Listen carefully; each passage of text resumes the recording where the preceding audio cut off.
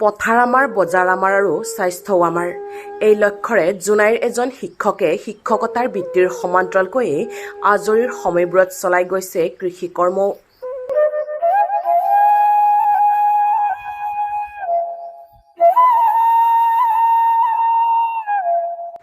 জোনাইৰ নাহৰগেজৰা গাঁৱৰ নিবাসী তথা ডেকাপাম হাইস্কুলৰ সহকাৰী শিক্ষক উত্তম পেগুৱে সময়ৰ সদ্ব্যৱহাৰ কৰি তেওঁৰ উদ্যোগত আৰু গাঁৱৰে 4গৰাকী উদ্যমী খেতিয়কৰ সহযোগত অৰণ্য কৃষিপাম নামেৰে জনস্বাস্থ্যৰ প্ৰতি গুৰুত্ব ৰাখি সম্পূৰ্ণ জৈৱিক পদ্ধতিৰে শাক-পাচলিৰ খেতি কৰি সেউজ কৰি তুলিছে নিজা পথাৰৰ প্ৰায় 16 বিঘা ভূমিত। উল্লেখ্য যে গ্ৰাম্য অৰ্থনীতিৰ ভেটি নিৰ্মাণ কৰাৰ লক্ষ্যৰে আৰম্ভ কৰা শিক্ষক তথা আদৰ্শ খেতিয়ক উত্তম পেগুৰ অৰণ্য কৃষিপামত সম্পূৰ্ণ জৈৱিক পদ্ধতিৰে উৎপাদিত ভোল, জিকা, কেৰেলা, দাংবডি, তিয়হ, ভোট জলকীয়া, লাও, পানী কোমোৰা, নেমু, ভেন্দি আদি পাচলি এতিয়া প্ৰতিদিনে সন্ধিয়া উপলব্ধ হয় জোনাই বজাৰৰ কাৰ পাৰ্কিঙৰ সন্মুখত।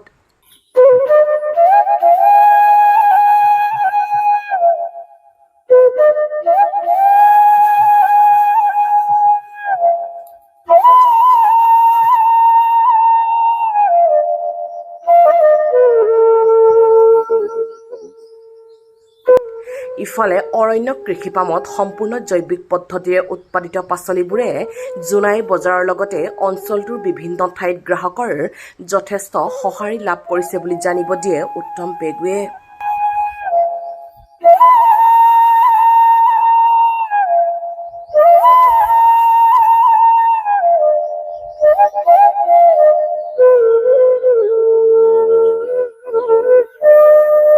কোনো ৰাসায়নিক দ্ৰব্য ব্যৱহাৰ নকৰি গৰুৰ গোবৰ আৰু ছাগলীৰ মলেৰে সম্পূৰ্ণ জৈৱিক পদ্ধতিৰে খেতি কৰি কম দিনৰ ভিতৰতে বজাৰ দখল কৰিবলৈ সক্ষম হোৱাত এতিয়া স্বাৱলম্বিতাৰ পথ দেখি হাঁহি বিৰিঙিছে উত্তম পেগুৰ সহযোগী 4টা পৰিয়ালৰ মুখত।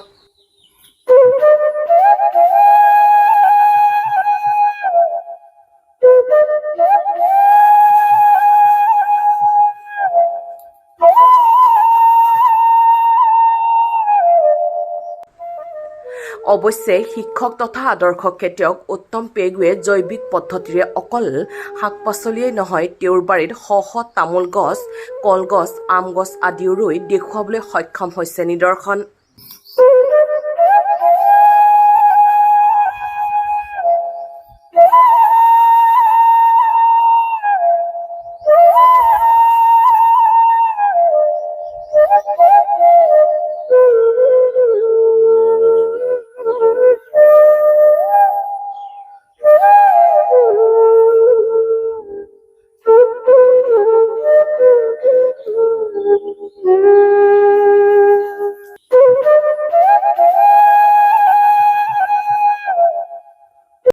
কোনোবা লোকে জৈৱিক পদ্ধতিৰে উৎপাদিত শাক-পাচলি ক্ৰয় কৰিব বিচাৰে তেন্তে যোগাযোগ কৰিব পাৰিব 7021862119 এই নম্বৰত।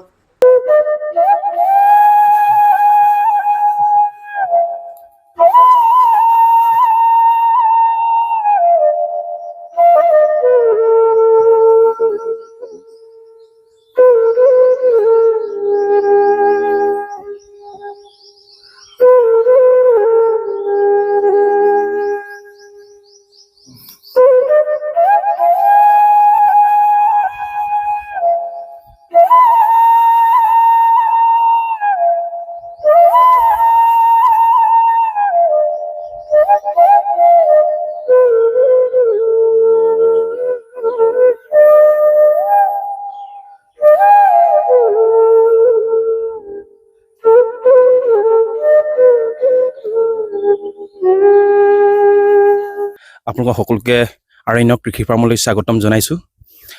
আমাৰ ইয়াত ইতিমধ্যেই আপোনালোকক কৈছোঁৱেই যে গোবৰ সাৰ দি আৰু ছাগলী সাৰ গোবৰ দি আমি ইয়াত খেতি কৰোঁ। আপোনালোকে দেখিছেই আমাৰ ইতিমধ্যেই প্ৰডাক্ট আৰম্ভ হৈছে, আমি বজাৰত নিবলৈ সক্ষম হৈছোঁ। আমি ইয়াত কোনো ধৰণৰ ৰাসায়নিক সাৰ ব্যৱহাৰ কৰা নাই। আৰু ইয়াতে এটা কথা, আমি গ্ৰাম্য অৰ্থনীতিৰ যিটো ভেটি আমি নিৰ্মাণ কৰিবলৈ চেষ্টা কৰি আছোঁ। কাৰণ আমাৰ সাধাৰণতে ছাগলীৰ যিবিলাক গোবৰ মল এইবিলাক আমাৰ পেলাই দিয়া হয়, কিন্তু এই বস্তুটো মই কওঁ গাঁৱৰ ৰাইজক যে পেলাই দিব নালাগে, মোৰ ওচৰলৈ আনক বা মই হ'লেও ঘৰলৈ আনিম, যে একো বস্তুৱে পেলাই দিব নালাগে। মই তেওঁলোকৰ পৰা মই কিনি ল'ম বস্তুটো। অকল সেইটো বুলি নহয়, আমাৰ প্ৰত্যেকটো বস্তুৰ মূল্য আছে, আমি তাৰ হয়তো ব্যৱহাৰ জনা নাই, কিন্তু জানিলে তাৰ ভেলু যদি পোৱা যায়, স্বাভাৱিকতে আমাৰ গ্ৰাম্য অৰ্থনীতিৰ যিটো ভেটি সেইটো সুদৃঢ় হ'ব, ভাল হ'ব, সকলো আমাৰ গাঁৱৰ ৰাইজৰো 2 এটকা পোৱা হ'ব। আৰু এইখিনিতে আমাৰ এই কৃষি ফাৰ্মত আমাৰ 4 ঘৰ, টোটেল সৰ্বমুঠ 4 ঘৰ মানুহ জড়িত হৈ আছে। আমি তাৰ উপৰিও জনসাধাৰণক আমাৰ 99% মান অৰ্গেনিক এটা বস্তু আমি প্ৰডাক্ট আমি বাহিৰলৈ পাচলি আমি দিব পাৰিছোঁ, সেইটো আমাৰ গৌৰৱ। আমাৰ ইয়াত 3 পুৰামান হ'ব টোটেল বাগানখন। আমাৰ জৈৱিক পদ্ধতিৰে কৰা হয় সাৰৰ ক্ষেত্ৰত, কিন্তু কীটনাশকৰ ক্ষেত্ৰত আৰু কীটনাশকটো দিবলগীয়া হয়, কিন্তু বেলেগে যেনেদৰে দিয়ে বেলেগ বাগানবিলাকত মই তেনেদৰে নিদিওঁ, এসপ্তাহৰ মূৰত বা 5 দিনৰ মূৰত এবাৰমান দিওঁ, খুব পাতল দৰে দিয়া হয়। আৰু জনস্বাস্থ্যৰ প্ৰতি আমি খুব গুৰুত্ব দিওঁ। আমাৰ ইয়াত জিকা, লাও, ভোল, ভেন্দি, তেনেকৈ দাংবডি, তেনেকৈ ধৰণৰ কেৰেলা, বতৰৰ যোনবিলাক এতিয়া ফল, কোমোৰাৰ পৰা ধৰি গোটেইখিনি পাচলি আমাৰ ইয়াত উপলব্ধ। আমি প্ৰথম শিকিছোঁ আৰু বজাৰো আমি দখল কৰিবলৈ চেষ্টা কৰি আছোঁ। বজাৰৰ কিছু কথা আমি জনাই নাছিলোঁ, লাহে লাহে কথাবিলাক আমি বুজিবলৈ চেষ্টা কৰিছোঁ। হয়, মই পেছাত এজন শিক্ষক। শিক্ষক বৃত্তিটোৰ উপৰিও মোৰ শিক্ষক বৃত্তিটো খুব ভাল লাগে, ল'ৰা ছোৱালীৰ লগত সময় কটাই। তাৰ উপৰি মই আজৰি সময়খিনিত মই এই খেতিৰ লগতে জড়িত হৈ থাকোঁ। আৰু মই খুব কম সময় পাওঁ, কিন্তু মোৰ সহযোগী কেইজন আছে, তেওঁলোকক ক'ত কেনেদৰে কি কৰিব লাগে আৰু মই দিহা পৰামৰ্শবিলাক বেলেগৰ পৰা লৈ তেওঁলোকক মই শ্বেয়াৰ কৰোঁ। আৰু সেই অনুপাতে আমাৰ উৎপাদন যিমানখিনি হ'ব লাগে সিমানখিনি অলপ কম হৈছে, স্বাভাৱিকতে আমাৰ জৈৱিক সাৰ দি প্ৰস্তুত কৰোঁতে কম হ'বই। সেইটো আমাৰ উৎপাদনটো কম হোৱাটো ডাঙৰ কথা নহয়, কিন্তু আমি যে ভাল বস্তু এটা ৰাইজৰ কাৰণে, আমি জনসাধাৰণৰ কাৰণে আমি উলিয়াই দিব পাৰিছোঁ। কাৰণ আমাৰ ইয়াত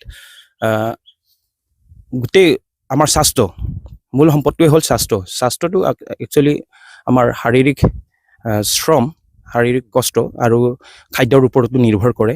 মই এই খাদ্য চাইডটো মই বাছি লৈছোঁ। আমি ভাল বস্তু খাবই লাগিব। এই ইউৰিয়া, DAP এইবিলাকৰ পৰা আমি বিৰত থাকিবলৈ চেষ্টা কৰিছোঁ, বা যিকোনো ৰাসায়নিক দ্ৰব্যৰ পৰা পৰাপক্ষত যিমানখিনি পাৰি আঁতৰি থাকিবলৈ চেষ্টা কৰিছোঁ।